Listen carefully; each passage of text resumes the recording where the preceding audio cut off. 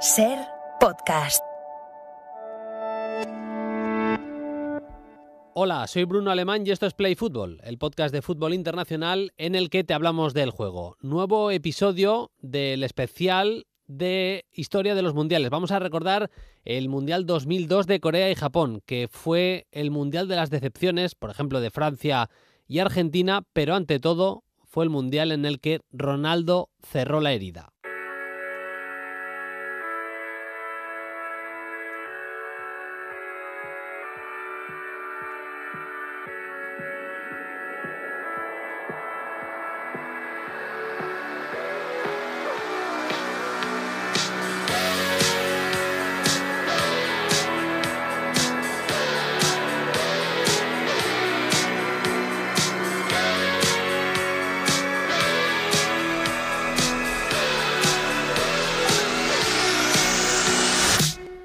Vamos ya a saco al análisis de lo que fue el Mundial 2002, el Mundial de Corea y Japón, que coronó a Brasil con el último título que ha ganado. De hecho, es el último título que ha ganado una selección no europea. Veremos si hay revancha 20 años después, si Argentina, Brasil, ¿por qué no Uruguay? Alguna de las candidatas sudamericanas se proclama campeona. Lo cierto es que desde entonces hemos tenido siempre campeón europeo. Vamos a hablar sobre todo, como os hemos dicho, de esa final, de la final y del Mundial de Ronaldo Nazario, de esa revancha de Ronaldo, pero también de muchas más cositas interesantes que nos dejó Corea y Japón 2002, de la mano, como siempre, de Javi Roldán, que ya me escucha. Don Javier, ¿qué tal? Muy buenas.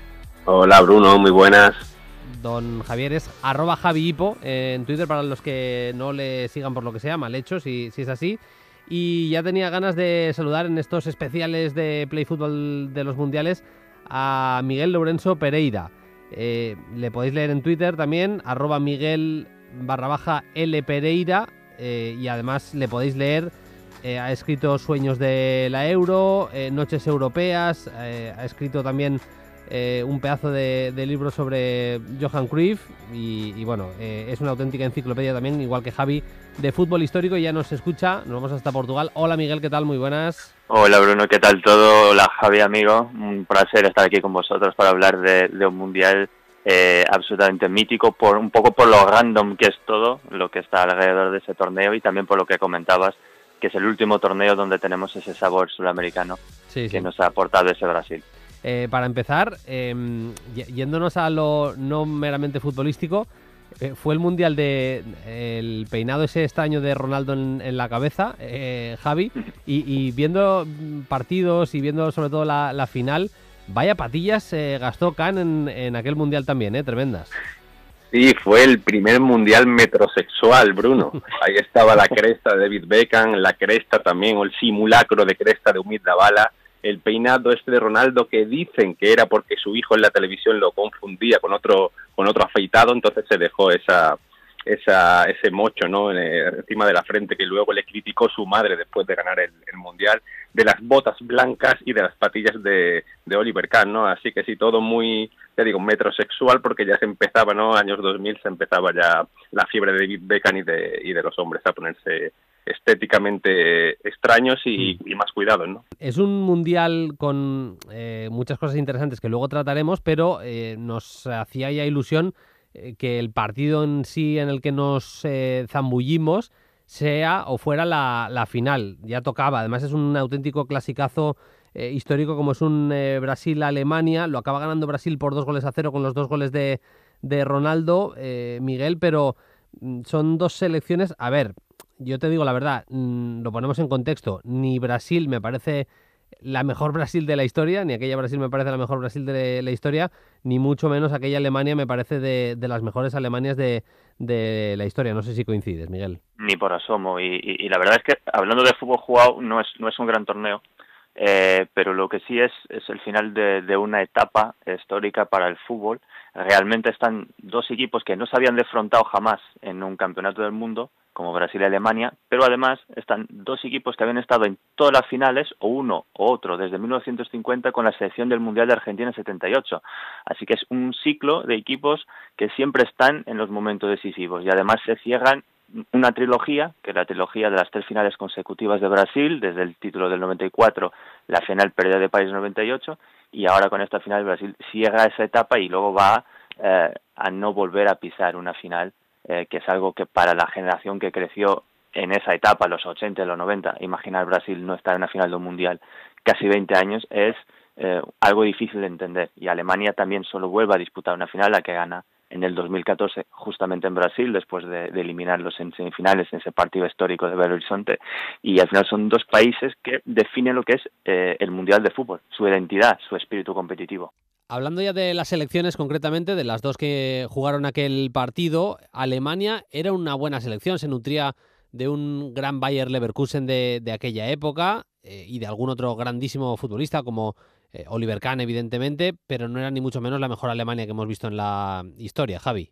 Sí, para mí el nivel medio de la plantilla, máxime si faltaba Ballack, ¿no? Como sucedió en la final, era un nivel poco menos que mediocre, ¿no? Aunque Oliver Kahn saliera mejor jugador del Mundial y, como tú dices, Klose también un artillero, pero aquella Alemania todavía conceptualmente un poco antigua, ¿no? Porque jugaba todavía con líberos, de las últimas selecciones que llevaron líbero. Estaba Ramelow ahí también de ese Bayer Leverkusen. Para mí no había un gran nivel de futbolistas y se notaba en el juego. Aquella Alemania llegó al Mundial siendo segunda en el grupo clasificatorio y hizo Inglaterra un 5-1 tremendo que se conoce históricamente, ¿no? También tuvo muy mal desempeño en la Eurocopa previa y en la Eurocopa posterior tendría el mismo, caería en grupos, ¿no? También con Rudi Voller al mando. Así que no era una gran Alemania, Bruno, ciertamente, y llegó a la final, bueno, porque Alemania es muy competitiva, como bien ha dicho Miguel, los jugadores mentalmente son muy fuertes, tenía también piezas determinantes, como hemos dicho, en la portería, quizá también en la defensa y arriba en la delantera, ¿no? También con Michael Ballack, ¿no? Y también porque le tocó enfrentar a selecciones de tampoco top, ¿no? En todas las tanto en el grupo como en las eliminatorias, ¿no? Jugó con Paraguay, con Estados Unidos y con Corea, ¿no? Con la sorpresiva Corea del Sur. Ahora que recordábamos a Ramelow, siempre me ha recordado a uno de los replicantes de Blade Runner, de la primera de Blade Runner. Brasil, la verdad es que era un equipo bien pensado, 3 centrales carrileros, teniendo a Cafú y Roberto Carlos, aunque no era ya en su prime, como dicen ahora los modernos, pero tenía sentido porque además un centro del campo rocoso, Gilberto Silva, jugador como Cleverson de ida y vuelta, y arriba muchísimo talento con Ronaldinho, con Rivaldo y con Ronaldo. Sí, sobre todo yo creo que has dado en la clave que Scolari lo que hace, Scolari que es el tercero seleccionado de Brasil en 3 años, que también es importante decirlo. Sí. Brasil después de la final del Mundial 98 pasa por un periodo muy complicado, hace una mala Copa América que significa que el mandato de Luxemburgo, que era la gran esperanza de los entrenadores brasileños de esa generación, pues se venga abajo. Luego está Emerson Leão, que tampoco dura mucho en el cargo, y luego llega Scolari, y lo que busca sobre todo el técnico es ordenar el caos sin perder la posibilidad de potenciar sus mejores figuras delanteras. Entonces, tienes a 3 jugadores que no tienen características de jugador capaz de defender, de ocupar espacios, como son Rivaldo, Ronaldo Nazario y Ronaldinho Gaúcho. Entonces tienes que armar un sistema de juego donde ellos estén cómodos arriba, pero el equipo encuentre de cierto modo un equilibrio. Y de ahí la importancia del juego de carrilleros y también la importancia de los 2 volantes defensivos que se van a pasar el Mundial cogiendo kilómetros propios y ajenos, tanto el caso de Cleverson como de Gilberto Silva, y los 3 centrales también que le dan esa solidez defensiva que va a tener Brasil en todo el torneo, que llegará a la final como siendo los equipos menos batidos, que es algo que no asociamos a Brasil a priori, pero que Scolari logró ese equilibrio y de ese modo pues, permitió ver la mejor versión en un Mundial de Fútbol de Rivaldo y de Ronaldinho Gaúcho, y aprovechó un Ronaldo al que esperó hasta el último momento y que pudo tener su revancha después de la final del Mundial de 98. Yendo ya a saco al partido, Javi, jugó la selección brasileña con Marcos en la portería, Cafú y Roberto Carlos en los carriles, con Lucio, con Roque Junior y con Edmilson en esa línea de 3 centrales. Cleverson y Gilberto Silva eran los 2 pivotes, en las medias puntas Ronaldinho y Rivaldo, y arriba Ronaldo. O sea, es una especie de 3-4-2-1 que se ve tantísimo ahora, que es curioso. Y la selección alemana con Oliver Kahn en la portería, jugadores como Linke, como Metzelder, Ramelow en la defensa, Bode haciendo una especie de carril por toda la izquierda. Tenía jugadores en el centro del campo como Jeremies, como Hamann, como Thorsten Frings, y arriba pues un par de futbolistas que hicieron un gran mundial. Neuville haciendo más de segundo punta y Miroslav Klose. Hay que decir, y es importante, que no estaba Ballack en la final. Jugó Schneider, que era seguramente en el centro del campo el que tenía más talento, pero Ballack baja importantísima en esa final, Javi. Sí, se notó mucho porque era como le sucedió a la Francia con Zidane, ¿no? Que también estuvo ausente, perdía grandísimo parte de su potencial ofensivo, ¿no? Era un equipo ideado, ¿no? Para que Ballack determinase, ¿no? Ahí detrás de la pareja de delanteros. En cuanto a Brasil, ha dicho acertadamente Miguel que esperaron a Ronaldo, y a quien no esperaron, Bruno, esto lo digo porque está relacionado con el Mundial anterior, fue también a Romario, que Romario había sido el máximo goleador de aquella Brasil en la mediocre clasificatoria donde quedó tercera, y también estuvo a punto de ir ya veterano al Mundial, ¿no? Pero Scolari dijo que en su táctica, en su concepto táctico no encajaba, ¿no? Así que eso era lo que pretendía Scolari, hacer una táctica adecuada, ¿no? Para explotar a aquellos delanteros.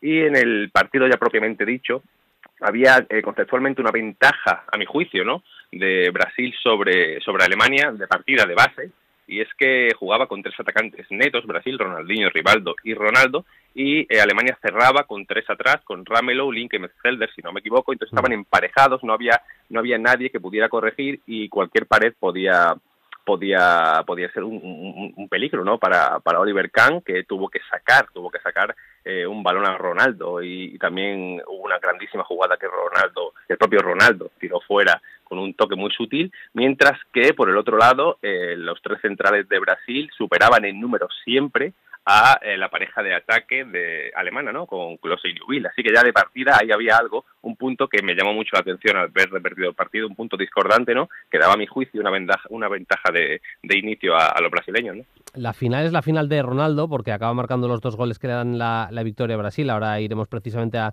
los tantos, pero repasando el partido, Miguel, en la primera parte Ronaldo tiene 2 balones impresionantes que le pone Ronaldinho, de los que en su carrera habrá fallado bien pocos, y hay una que la remata especialmente mal, y no sé si en aquel momento a mucha gente se le empiezan a pasar los fantasmas de aquella final del 98, porque hay que decirlo así, la primera parte de Ronaldo no había sido nada del otro mundo, aunque su mundial había sido bueno y había marcado goles importantísimos durante toda la cita mundialística, ¿eh? Sí, no, yo creo que eso incluso le ha pasado en su propia cabeza. El hecho de que él sentía el peso de la responsabilidad de no haber dado cuenta de sí mismo en la final de París por todos los problemas que tuvo previos al partido, y había mucha expectativa, mucha tensión con esta final de Yokohama, y yo creo que la primera parte se le nota, y de hecho se le nota a Brasil en general. La primera parte, por lo menos los primeros 15-20 minutos, Alemania está muy cómoda, y de hecho toma casi la iniciativa del partido, que no era algo habitual en ellos, y mucho menos no teniendo la figura basilar de su juego, que es Ballack.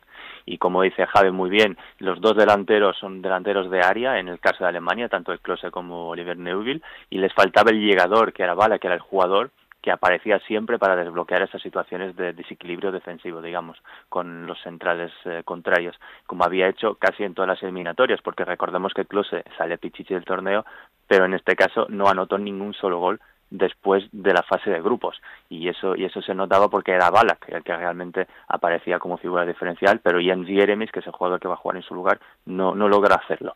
Y desde luego esa Brasil, aunque el mundial es el de Ronaldo, es la figura, es el anotador de los goles claves, para mí la figura dominante a nivel táctico de Brasil es Rivaldo. Es el jugador que une todas las piezas, el que hace la conexión tanto con los carrilleros como con los interiores volantes, y también da el espacio para que Ronaldinho se pueda exprimir en su velocidad todavía un poco anárquica. No era todavía el Ronaldinho Prime que íbamos a ver en Barcelona en los años siguientes, pero ya estaba ahí todo aquello que le hacía un jugador muy diferencial, y Ronaldo estaba sobre todo para puntualizar, para finalizar la jugada, y en esos 2 primeros manos a manos con Kahn, que era el duelo del torneo, digamos, el alemán sale ganador, y se empieza a sentir que al final Alemania, con ese equipo bastante mediocre, como dice muy bien Javi, podía sacar adelante una Brasil que tenía muchos nombres, pero que le faltaba eficacia. Es que es el mundial de la irrupción de Ronaldinho, marca aquel gol contra Inglaterra, recordemos un gol fundamental en aquel momento, pero también de un Rivaldo, Javi, que venía ya en una etapa postrera de su carrera, venía siendo bastante criticado en un Barça al que le estaba costando muchísimo en aquella época. a mí me sorprendió el Mundial que hizo Rivaldo, por muchas razones, y entre otras te diría incluso la implicación. Tú le ves a Rivaldo trabajar en aquel Mundial como yo no le recordaba en aquella época en el Barcelona, ¿eh? Sí, Rivaldo tenía 29 años, había jugado solamente 20 partidos con el Barça, un Barça malísimo, como todo el mundo sabe, ¿no? El Barça de la 2001-2002, dirigido por Charlie Rexach, si no me equivoco. Sí. Ha tenido muchas lesiones, y asimismo como Ronaldo, ¿no? Que jugó 10 partidos solo en el Inter después de sus 2 lesiones de rodilla. Así que la pareja llegaba bastante mermada, pero como tú bien apuntas, Rivaldo llegó bien físicamente, ¿no? Pese al mal año, y se vació en el campo, ¿no? Haciendo ese nexo, ¿no? Que ha apuntado Miguel, y siendo fundamental, ¿no? Para que pudieran encontrar a los futbolistas ofensivos, o a las ocasiones de gol, ¿no? De Ronaldo, también a los carrileros por la banda, ¿no? Así que Rivaldo, inesperada sorpresa, ¿no? Igual que Ronaldo, en realidad fueron los dos jugadores que estaban, bueno, en cierto modo cuestionados no por la calidad la tienen, pero cuestionados por su estado reciente, ¿no? Había hecho... Si me permites, sí, dale. Puntualizar, Brasil llega a ese mundial y no está en la terna de los favoritos ni por asomo, porque todo el mundo duda del estado físico de Ronaldo, que es un jugador que venía de jugar un mes competitivo, Rivaldo, que estaba, como dice bien Bruno, en etapa descendente en el Barcelona, Ronaldinho era todavía una incógnita, estaba por París, era un jugador que se sabía de mucho talento, pero no se sabía de rendimiento, y claro, era un mundial que cuando llegamos al torneo está pues la Argentina de Bielsa, con una generación histórica, una Francia que venía de ganarlo todo, una Italia que finalmente podía contar con Vieira, que le había faltado en la Eurocopa 2 años antes, donde había llegado a la final, incluso mismo generaciones como la de Portugal, que había hecho muy buena Eurocopa 2000, incluso la misma España. Entonces Brasil no está en absoluto en esa terna de favoritos, como tampoco lo está Alemania, y es la forma que Scolari encuentra tácticamente de coordinar a todos esos jugadores tan cuestionados en ese momento, que termina por hacer de Brasil casi una sorpresa dentro de un mundial que gana de forma autoritaria, que es casi una contradicción, pero que realmente es lo que se va viviendo a lo largo de las semanas de competición. Sí, si al final es hacer un mes bueno, es que un mundial básicamente es clasificarse y luego hacer un mes casi perfecto, que es lo que hizo Brasil. Por puntualizar también cositas, en los goles, para la gente que no los tenga en la cabeza, mientras se escucha esto puede irse a YouTube, los puede ver perfectamente. El primero es una gran combinación, una acción técnica muy buena de Ronaldo con Rivaldo. Rivaldo dispara desde la frontal, yo creo que es una mala acción, lo que es el destino, seguramente uno de los mejores futbolistas del torneo, si no el mejor, como fue Oliver Kahn, acaba dando un mal rechace, y ahí está muy, muy listo Ronaldo para marcar el primer gol del partido. Y el segundo es una acción en la que Rivaldo la deja pasar con muchísima inteligencia, le cae a Ronaldo más o menos cerca de la frontal del área, y ahí sí que saca un gran latigazo Ronaldo para marcar el que era el segundo. Yo insisto para la gente que no lo haya o no lo tenga demasiado en la cabeza, que no piense en el Ronaldinho de la etapa final del Barça. Os diría incluso que ni siquiera Javi en el de la etapa inicial del Barcelona. Era un Ronaldinho, yo te diría que no tan potente, mucho más delgadito, pero súper eléctrico. Tenía el cuerpo en ese momento de un extremo de verdad, no tan del mediapunta o jugador de 3/4 que luego sería, porque, insisto, que era un futbolista con una cantidad de acciones eléctricas, de ser súper rápido, de en espacios cortos ganarte muchísimas acciones tremendas. Luego ganaría una potencia en su etapa en el Barça a nivel muscular, que también le acabaría de dar cuajo del todo a su fútbol, pero era un Ronaldinho diferente, aunque a muchos no se enamoró ya en aquel Mundial, ¿eh? Sí, si alguien quiere ver a ese Ronaldinho del Barça, tiene que ponerse la primera temporada, sí, que es quizá de las peores de Rijkaard, porque empieza a ganar a partir de la segunda, pero ahí es donde está Ronaldinho más parecido a este del PSG. Este fue cuando llegó al PSG, que rindió bastante bien. Luego, después del Mundial, dijo Luis Fernández, su entrenador allí en Francia, que había venido con exceso de confianza y con pocas ganas de confianza o de divismo, ¿no? Y con pocas ganas de entrenar, y ya tuvo problemas, como había tenido con otros tantos futbolistas grandes, Luis Fernández, pero era un jugador, como tú bien dices, todavía joven, eléctrico, que pedía los balones, que encaraba, regateaba, era mucho menos cerebral, ¿no? Que el que ya se recuerda ya cuando ganaría la Liga de cuando ganase la Liga de Campeones con el Barça y el Balón de Oro.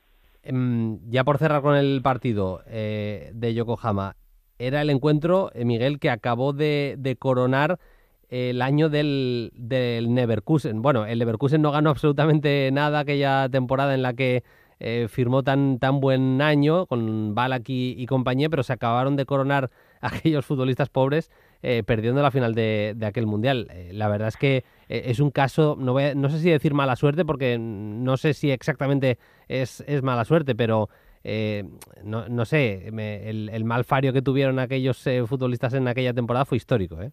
Fue un mes horrible para esos jugadores y al final eran 6 los que estaban en convocatoria, aunque Lucio, que sí que era jugador del Leverkusen, que estuvo en las derrotas del equipo, se puede quitar un poquito la espinita con el título mundial de Brasil, que todo hay que decirlo. Pero bueno, si hay jugadores que están besados por la suerte, por ejemplo el caso de Bobby Moore, que gana el Mundial de 66 y viene de ganar 2 títulos en Wembley los 2 veranos anteriores, una Copa de Inglaterra con el West Ham y una Recopa con el West Ham. O sea, si hay gente que está hecha para esos momentos, luego hay jugadores que tienen la mala pata de en esas horas no tener esa suerte. Luego, como dice nuestra amiga Axel Torres, el fútbol lo normal es perder. Sí. Entonces, esa generación alemana realmente el hecho de ganar sería lo complicado, porque si vemos ese Leverkusen tampoco era un gran equipo y claro, el Real Madrid, Galáctico o incluso el mismo Manchester que eliminan en semifinales era mucho más potente, igual que este Brasil, con todos sus defectos, no dejaba de ser un equipo muy superior. Entonces lo normal es que esos jugadores no tuviesen la fortuna de celebrar un título en esas fechas, pero realmente hay que tener mala suerte y hay pocos casos, diría yo, en la historia del fútbol que jugadores pierdan tantos títulos importantes en tan poco tiempo de calendario, digamos. Luego volveremos a la figura de Ronaldo, pero vamos con el resto del Mundial. Javi, empezando por las decepciones. La decepción de Francia. Francia llegaba al Mundial siendo la antigua campeona, con jugadores de muchísimo nivel, pero con muchísimos líos internos. Se puede ver, por ejemplo, en el documental que hay en Netflix sobre Anelka, que lo cuenta a su manera, cuenta a su versión, pero la verdad es que aquel vestuario era un polvorín y acabó afectando y de manera grave al rendimiento de la selección francesa, ¿eh? Sí, venía de ser campeona del mundo, campeona de Europa ya con Roger Lemaire en el banquillo, un potencial tremendo. Tenía arriba, Bruno, Miguel, a los 3 máximos goleadores de la Liga Italiana, Trezeguet, de la Liga Inglesa, Thierry Henry, y de la Liga Francesa, Djibril Cissé. O sea, los 3 máximos goleadores con Zidane por detrás. En principio era favoritísima, cierto que había problemas internos, pero también futbolísticos, ¿no? Faltó Zidane, que se había lesionado frente a Corea del Sur en un amistoso previo al Mundial, los 2 primeros partidos. Empezó perdiendo, que esto siempre es un durísimo golpe, ¿no? Contra Senegal, contra la antigua colonia, que esto también trajo cola, y finalmente no pudo remontar. El Zidane jugó el último partido, que se perdió Thierry Henry por sanción. Total, un descalzaperros fue aquello, y ya pues la eliminación, pues a Roger Lemaire lo crucificaron, dijo que incluso llegó a pasar miedo. La ultraderecha dijo que el problema era de que era multirracial el equipo, cuando antiguamente, pocos años antes, habían ganado todos los títulos de igual manera, ¿no? Correcto. Así que fue todo un poco dramático, ¿no? Para aquella última gran Francia de ese periodo, ¿no? Sí. Una de las selecciones que le ganó y que provocó una de las sorpresas mayúsculas del Mundial fue Senegal. La historia de Senegal en aquel Mundial también es de las historias bonitas de los que nos dejan los Mundiales, ¿eh, Miguel?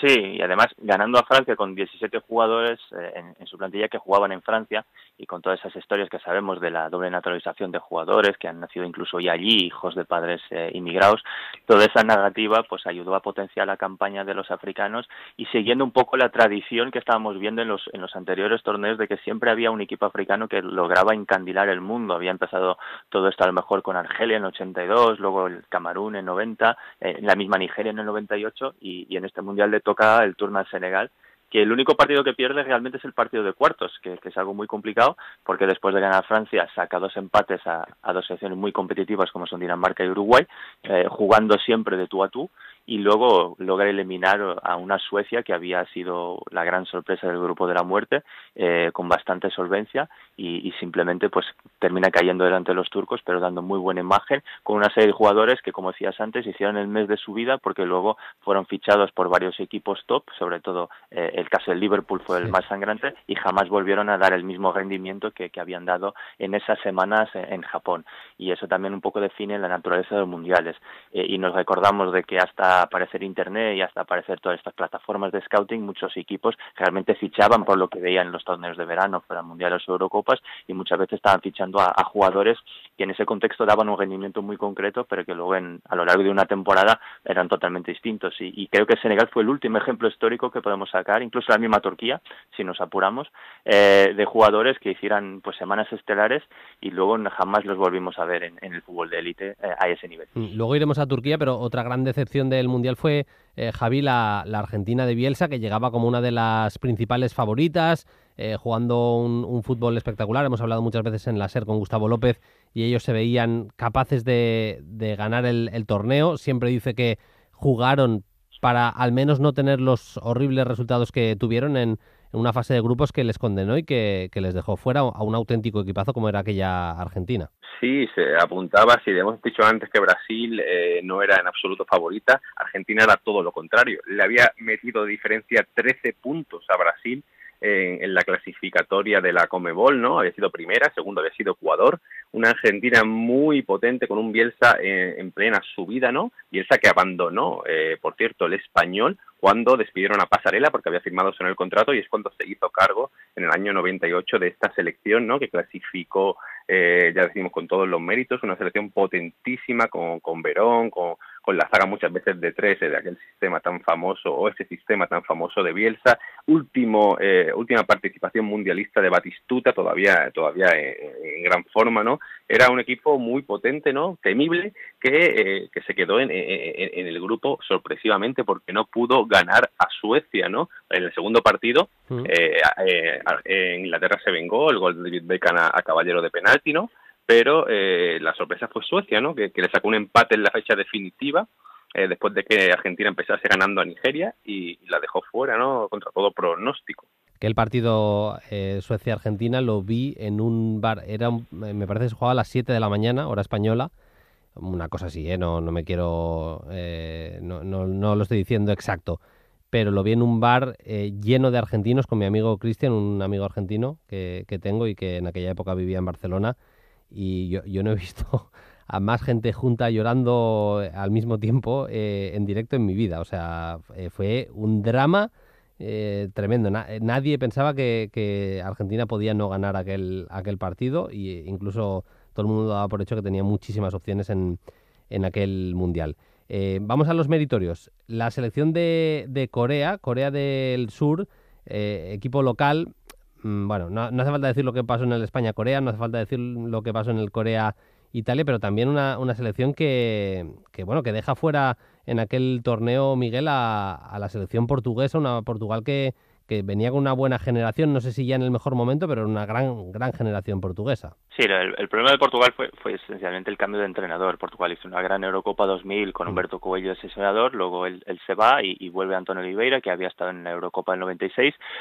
Oliveira, que es un entrenador muy divisivo, no logró nunca conectar con la federación, los jugadores, la preparación fue nefasta, el equipo fue a Macao, antigua colonia de Portugal, a hacer la preparación, cuando el clima de allí no tenía nada que ver con el clima que se van a encontrar en Corea. Ese tipo de errores un poco amateurs de un fútbol pre-internet, donde todavía se hacían muchas cosas de memoria, y eso pues pasó factura. Pero realmente Corea lo que tiene es el ADN competitivo de ese gigante de los mundiales, que es Gus Hiddink, que es un hombre que ya había sido la gran figura por detrás de la brutal campaña de Holanda en el 98, que luego también haría casi lo mismo con Australia en el siguiente torneo, y que básicamente coge a un equipo que no se había clasificado nunca para octavos, que era uno de los anfitriones de lo que se esperaba más bien poco, y les dota de ese ADN competitivo en un grupo que, sin ser muy complicado, se les puso fácil en el momento que Portugal pierde con Estados Unidos el partido inaugural. Ellos hacen sus deberes con Polonia y con Estados Unidos y luego ya lo rematan en ese partido decisivo,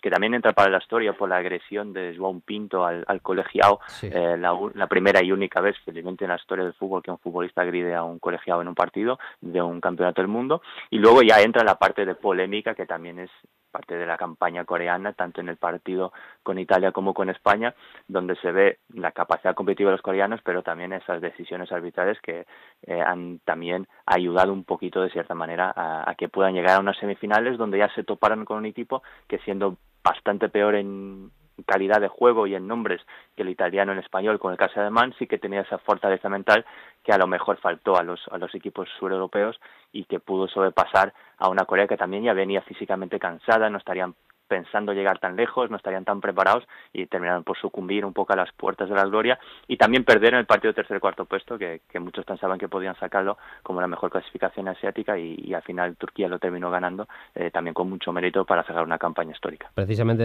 de Turquía vamos a acabar hablando en esta charla. Hemos citado a varios jugadores que destacaron aquel Mundial. Oliver Kahn, de hecho, fue destacado como mejor jugador de aquel Mundial. La votación fue realizada al descanso de aquel partido, de aquella final. Igual la cosa hubiera cambiado un poco, pero los propios Rivaldo, Ronaldinho, Ronaldo, en Alemania, Ballack, Miroslav Klose, jugó muy bien en Estados Unidos en aquel Mundial, hizo uno de sus mejores mundiales, con Claudio Reina jugando a gran nivel, y Landon Donovan siendo elegido mejor joven del torneo. Hemos citado a los senegaleses, el Hadji Diouf firmó un gran mundial, y luego Turquía, la Turquía de, por ejemplo, Hasan Şaş, que firmó un gran mundial, y Rustu Rekber, el portero que hace también una buena Copa del Mundo con esa raya que llevaba debajo de los ojos pintada. Fue una de las sorpresas, Javi, para cerrar de aquel Mundial 2002. Sí, lo de Rustu, que por cierto le valió el fichaje por el Barça porque salió mejor portero del Mundial junto a Oliver Kahn. La pintura decía que era para reflejar el sol, ¿no? Para que no le llegase directamente a los ojos. No sé si será cierto o será efectivo. Y esa es una generación turca que se construye desde el Galatasaray, campeón de UEFA y de Supercopa, ¿no? Del año 2000. Ahí están esos grandísimos futbolistas, Hasan Şaş, Şukur, Arif, y hacen una gran Eurocopa 2000, llegan a cuartos, una gran siendo Turquía, claro, llegan a cuartos de final, donde caen contra Portugal, si no me equivoco precisamente, y después en la clasificatoria son segundos tras Suecia, pero logran en la repesca ganarle a Austria. Ya en el Mundial, pues esta selección dirigida por Şenol Güneş sorprende y llega a esta semifinal como una suerte de testigo, cogiendo el testigo, ¿no? de la Suecia y la Suecia y Bulgaria del 94, la Croacia del 98, ¿no? Y aquí es la Turquía, ¿no? Turquía y Corea del Sur parece que siempre hay sorpresas, ¿no? Gratas, ¿no? Para el mundo del fútbol en semifinales mundialistas, y esta vez fue Turquía y Corea. Para mí, a mi juicio, Turquía era un equipo con más fútbol, Corea era algo con más pressing, ¿no? Que, como siempre dice Camacho, y Turquía tenía más juego, ¿no? También con Emre, otro jugador, otro buen pelotero, ¿no? Como se decía antes. Pues hemos repasado lo mejor de lo que pasó en el Mundial 2002, hace 20 años de aquello. Como pasa el tiempo, veremos si hay otra vez campeón sudamericano como fue en aquel Mundial de los Ronaldo, Rivaldo, Ronaldinho y compañía. Miguel, como te digo siempre que te pasas por Play Fútbol, un verdadero placer y esperamos escucharte pronto. Te seguimos igualmente en redes, en Twitter y demás. Un abrazo y hasta la próxima. Un abrazo, el placer siempre es mío. Lo mismo, Javi, la semana que viene más. Un abrazo. Un abrazo a los dos. Play Fútbol. Estos últimos días creo que es casi imposible que no os hayáis enterado de la presentación de Ronaldo el Fenómeno, un documental de hora y media aproximadamente que podéis consumir en DAZN, que realmente es hiper recomendable. Es un producto muy mimado. Leía al director, a Duncan McMath, que han estado año y medio preparando este documental, revisando horas y horas y horas de documentos interesantes, evidentemente con las voces de los protagonistas, hablando de la carrera de Ronaldo, que más allá de ser uno de los mejores jugadores de la historia, seguramente esconde algunas de las historias, por lo que le ha ido pasando en su carrera, no solo lo consabido de las lesiones y demás, fichajes un poco controvertidos. Es una de las historias de las carreras, yo creo, más chulas y más vendibles, y lo han hecho realmente muy bien los compañeros de Zoom Sport Films, y que se puede consumir, insisto, en DAZN. Para hablar de el documental y también de ese 2002 de Ronaldo, me acompañan hoy precisamente Duncan McMath, que como digo es el director. Hola Duncan, ¿qué tal? Muy buenas. Hola, buenas, ¿cómo estás? Enhorabuena primero de todo por el pedazo de documento que habéis conseguido, de hora y media disfrutando a saco, por decirlo claramente, Duncan, ¿eh? Bueno, muchísimas gracias. Nosotros también nos lo hemos pasado muy bien haciéndolo, pero te agradezco mucho las palabras, gracias. Y está por ahí también Marc Guillén, que es el productor. Hola Marc, ¿qué tal? Muy buenas. Hola, muy buenas, ¿qué tal? Tanto a Duncan como a Marc les habéis podido seguir en medios de comunicación. Ahora Marc está además comentando los partidos del Barça en RACU y Duncan también pues tiene una trayectoria en los medios de comunicación brutal. Pero ahora habéis hecho este documental. Duncan, te leía que lo ponías 18 meses preparando el documental. Claro, a los de la radio nos parece una locura porque yo en una semana tengo que hacer como puedo lo que sea, pero claro, vosotros que tenéis voces de Scolari, del Cholo Simeone, de Ronaldo, bueno, no me voy a poner a decir toda la gente que se pasa por el documental, que es una auténtica pasada, ¿eh? Sí, y la verdad es que esta parte quizás ha sido entre comillas, la más sencilla, porque lo que realmente ha sido muy difícil ha sido la parte de documentación. Tenemos imágenes de 80 canales diferentes. Hemos tenido en el archivo más de 500 horas de imágenes, que sobre todo esto es lo que ha hecho brutal Marc y su equipo de producers, porque realmente esto ha sido un trabajo enorme. Marc lo que hizo era una filtración enorme que yo realmente solo veía las cosas realmente potentes, y de ahí he hecho el guión, y es que la historia, como tú has hablado antes, la historia es tan buena que siempre iba a ser una peli muy emocionante, pero creo que hemos mimado tanto lo que es el tema de archivo, hemos mirado en tantos sitios, tanto archivo, que al final hemos escogido lo mejor de lo mejor y hemos podido contar una historia tan bonita como es la de Ronaldo. Marc, es que es verdad que la historia se vende sola y casi lo que teníais que hacer era elegir lo mejor de lo mejor, porque insisto que es una historia de película, en este caso de documental, ¿verdad? Totalmente.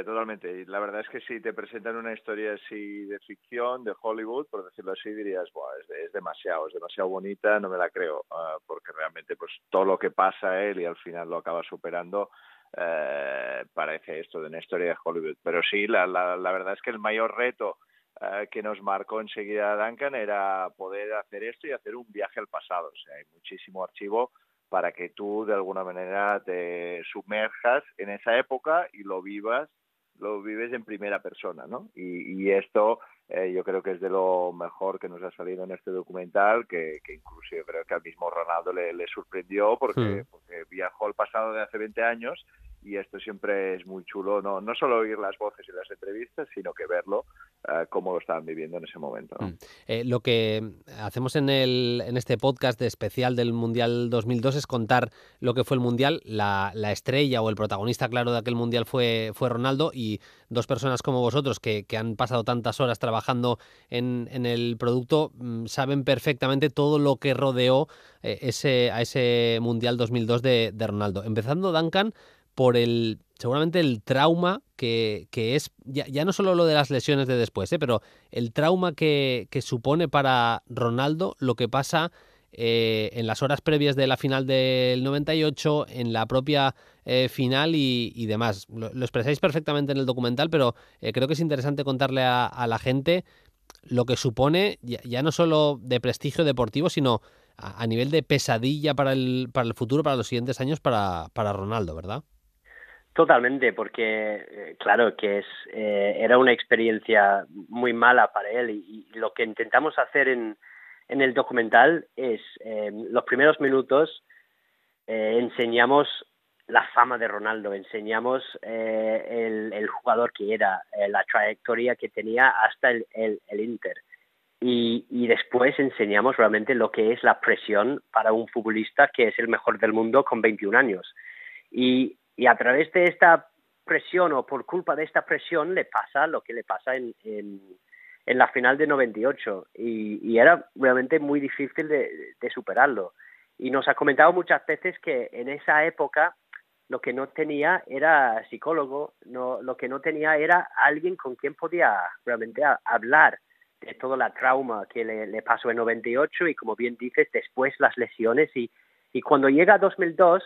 aunque la historia sí que empezó a cambiar, nos contó que justo antes de la final otra vez volvió a pensar mucho en lo que le había pasado en la final de 98. No quería ir a echar la siesta porque tenía mucho miedo que le iba a pasar lo mismo. Madre mía. Y sí, la verdad es que nosotros que trabajamos muchos años en el fútbol sabemos la presión, sabemos la fama, sabemos cómo se mueve todo este deporte, pero realmente hay imágenes, y Marc también estará de acuerdo, y tú, Bruno, seguro viéndolo en el docu, que hay una imagen de Ronaldo con 21 años saliendo de un aeropuerto en Brasil, sí. donde tiene todo el mundo encima suyo, y realmente es que te da miedo, y hemos dejado 52 segundos de imágenes para enseñar la fuerza de este momento, y yo creo que nosotros viéndolo en su día, cuando lo vemos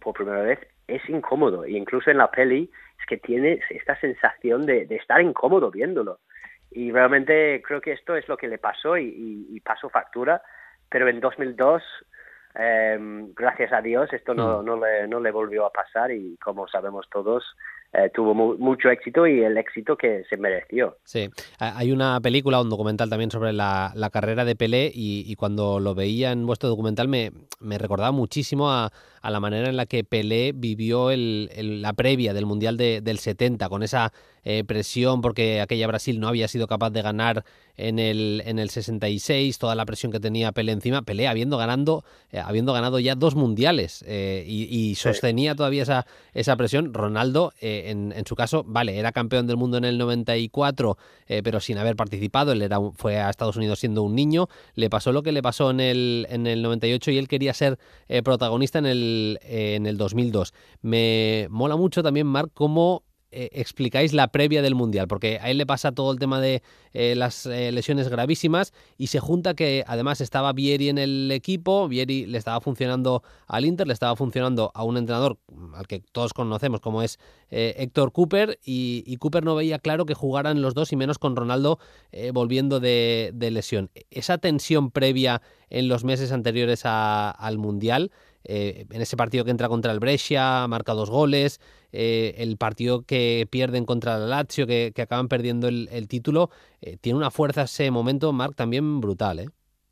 Sí, la verdad es que sí, y más para la gente de este programa que le gusta profundizar con las cosas, la verdad es que este último año, el año antes del 2002, es muy angustiante. Nosotros no podemos llegar a contar con todo el detalle posible, porque al final esto tiene que durar 1 hora y media y tienes que ir rápido, pero realmente ese año empieza a jugar algún partido, pero enseguida se vuelve a lesionar, no puede tener ninguna continuidad. Cooper no confía en él, no se entienden ellos dos, y los meses previos se pasa, después de Navidad, se pasa 4 meses sin jugar ni un partido. Juega antes con la selección, antes de jugar con el Inter, o sea, juega con la selección, vuelve al Inter y Cooper sigue sin ponerlo, vuelve a jugar con la selección amistosa y Cooper sigue sin ponerlo, y Scolari lo dice, tengo un 95% de posibilidades de que seguramente no me lo llevo. Es que ahora mismo a mí me recuerda la historia, por ejemplo, mucho peor incluso que Ansu Fati. Sí. O sea, es que es como, no, a este no me lo puedo llevar, y al final se lo lleva, y esto es lo que después también cambia la historia, cuando en el país todo el mundo le está pidiendo Romario, un Romario súper veterano ya, que está un poco de vuelta, pero sigue marcando goles y todavía lo piden, y sin duda que esta angustia este último año es increíble que al final lo consiga y que al final pueda jugar todos los partidos del Mundial. Sí, la tensión que le ponéis también al momento, Duncan, en el documental de la lista de Scolari, me parece brutal, con la prensa brasileña diciendo Scolari, bueno, es que son declaraciones del propio Scolari de la época, de 2002, hablando en la televisión brasileña, diciendo: tengo 22 nombres clarísimos y me falta uno por decidir, que la gente podía pensar que seguramente estaba entre Romario y Ronaldo. Y el momento en el que Scolari da la lista, hace, nunca mejor dicho, una paradiña entre nombre y nombre que le mete también una presión al momento brutal. Y cuando dice el nombre de Ronaldo, me fijé anoche cuando lo veía, Duncan, hay un ruido en ese momento en la sala de prensa que es que no le hace falta más palabras. Es súper representativo de la tensión que había también entre periodistas para ver si era Romario, si era Ronaldo, si entraba o no el fenómeno Ronaldo en la lista definitiva. Sí, no, me alegro un montón que lo digas, porque realmente esto fue una idea que tenía al principio casi de todo. Y me acuerdo de ir mirando cosas, a ver si esta idea va a funcionar. Y cuando Mark encontró esta imagen, primero cuando vimos que Ronaldo era el último nombre, que no lo teníamos claro, cuando vimos que Ronaldo era el último nombre, era como, esta tensión va a ser brutal. Luego cuando vimos esto que era entre Romario y Ronaldo, era otra razón para estar muy contentos. Pero luego cuando Scolari te explica que estaba pensando en las cosas en contra y las cosas a favor de llevar a Ronaldo o Romario, es como, toda la secuencia realmente fue brutal, y tener a su madre justo después, decir, ahí es donde cambia la historia. Sí. Siempre para mí ha sido uno de los momentos muy claves de todo el docu, porque a partir de ahí, aunque en 2002 sí que tiene alguna lesión de muscular, pero a partir de ahí en la peli ya puedes empezar a disfrutarlo después de, como acabo de decir Mark, después de pasarlo mal viendo a Ronaldo, después de lesiones, después de la presión, después de lo que le pasa en 98, por fin es como, ahora puedo relajar y confío de que las cosas la vayan a ir bien. Es muy bueno también, Ronaldo acaba yendo al Mundial, ya en la previa, en la parte inicial del programa hemos contado el gran Mundial que hizo Ronaldo, pero dentro de las intrahistorias es muy chulo también el documental, Marc, como cuenta Roberto Carlos, que a Scolari trabajar con Ronaldo le costaba muchísimo, que no era el tipo de futbolista con el que le gusta trabajar a Scolari, y un poco los compañeros de selección le tenían que convencer. Que igual en el entrenamiento no es el futbolista más entregado, pero tú tranquilo que te va a ganar el partido con una acción, ¿verdad?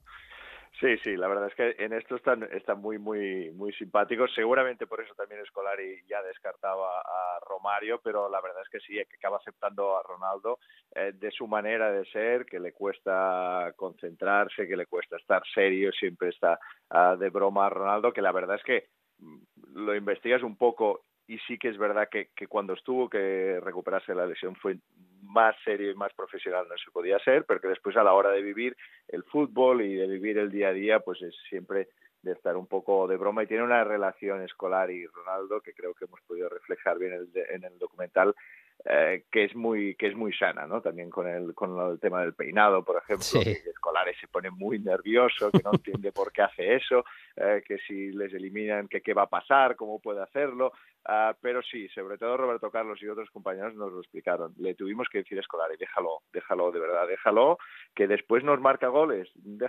Tú deja que haga su rollo, Ronaldo, nosotros ya entrenamos serios y tú déjale y al final nos lo va a solucionar. Y al final Scolari, que es muy recto, acaba aceptándolo y tiene su premio, ¿no? Marcó 8 goles en aquel Mundial.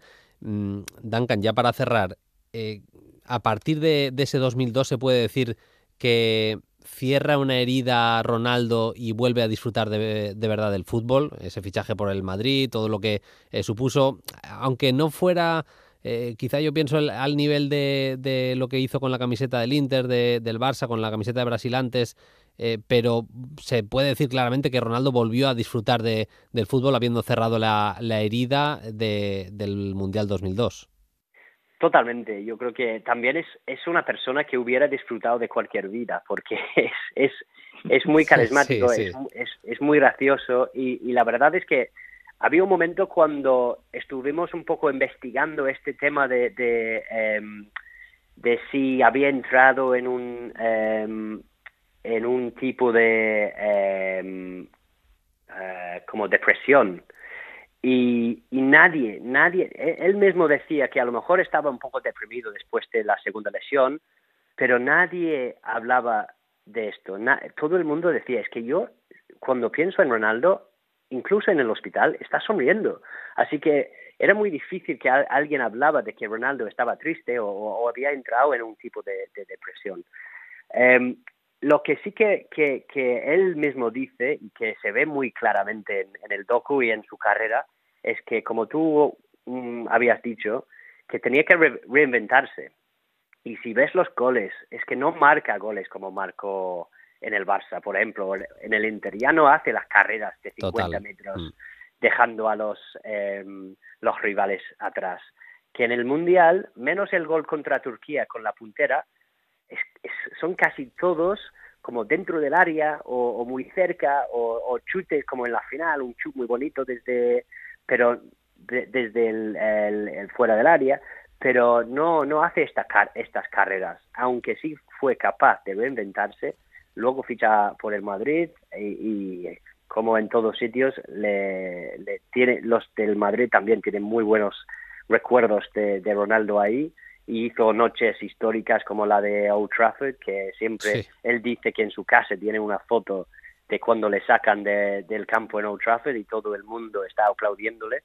Así que yo creo que tenía que reinventarse, que por eso merece aún más mérito, pero sin ninguna duda empezó a disfrutar, y los años en Madrid los disfrutó por varias razones. Sí, totalmente. Podéis consumir Ronaldo el fenómeno en DAZN, insisto, pedazo de documental que han hecho los compañeros de Zoom Sport Films, con el director Duncan McMath y el productor Mark Guillén. Hemos querido pasar estos minutos de radio para contar la previa y lo que supuso también a posteriori el Mundial 2002 para el fenómeno, para Ronaldo. Duncan, Mark, muchísimas gracias por estar en Play Fútbol. Enhorabuena, insisto, y hasta la próxima. Un abrazo a los dos. Gracias, Bruno. Gracias, Bruno.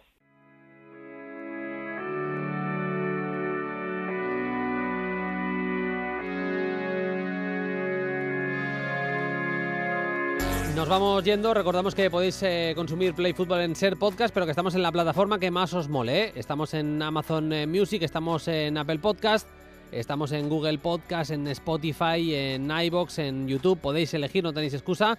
Y si nos dais calor, pues mejor que mejor. Si le dais like a cada uno de los episodios, si os suscribís a Play Fútbol, si seguís el programa, dependiendo de la plataforma en la que nos escuchéis, pues para nosotros mejor que mejor.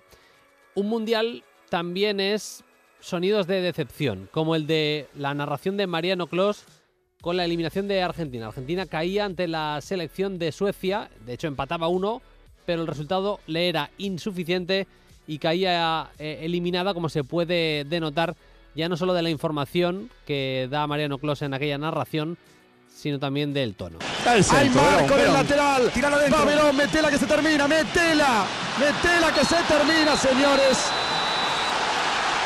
Fuera del Mundial. Sin palabras. En el mejor partido de la Argentina, porque realmente hicieron un esfuerzo grande, muy grande, los jugadores argentinos. El equipo argentino no alcanza la victoria, sí, no alcanza la victoria para poder clasificar. Fue la gran decepción de aquella Argentina de Marcelo Bielsa. Veremos si puede tener revancha como nación futbolera que es Argentina en este 2022. Nos vamos, volvemos el lunes que viene con otro episodio de Play Fútbol. Hasta entonces, sed felices, adiós. Suscríbete a Play Fútbol. Todos los episodios y contenidos adicionales en la app de Cadena Ser y en nuestros canales de Apple Podcast, Spotify, iVoox, Google Podcast y YouTube. Disponible los lunes a las 10 de la mañana. Cadena Ser. La radio.